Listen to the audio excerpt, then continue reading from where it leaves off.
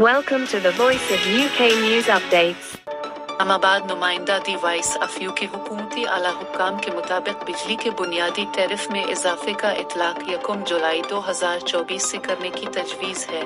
माहाना 50 unit तक life line सार्फिन के लिए फी यूनिट टैरिफ 3.95 रुपये बरकरार रहेगा। माहाना 51 से 100 यूनिट तक लाइफ लाइन सार्फिन के लिए फी यूनिट टैरिफ 7.74 रुपये बरकरार रहेगा। तफसीलात के मुताबिक हुकूमत ने 200 यूनिट वाले सार्फिन के लिए बिजली की कीमत बढ़ाने का फैसला वापस लेते हुए वफाकी काबीना ने 200 यूनिट वाले सार्फिन के लिए बिजली की कीमत में इजाफा वापस लेने की मंजूरी दे दी। वजीर आज़म शहबाज शरीफ ने हंगामी बुनियादों पर सर्कुलेशन समरी की वफाकी काबीना से मंजूरी हासिल कर ली। जुलाई तासत मोबर 2024 के लिए माहाना 200 यूनिट तक वाले सार्फिन को रिलीफ दिया जाएगा। हुकूमती आला हुक्काम के मुताबिक वफाकी हुकूमत टैरिफ पर रिलीफ देने के लिए तकरीबन 50 अरब रुपए की सब्सिडी देगी।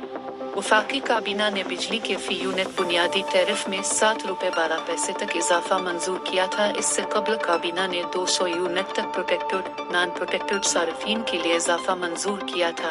1 से 100 यूनिट तक प्रोटेक्टेड सार्फिन के टैरिफ में 3.95 रुपये इजाफा मंजूर किया गया था।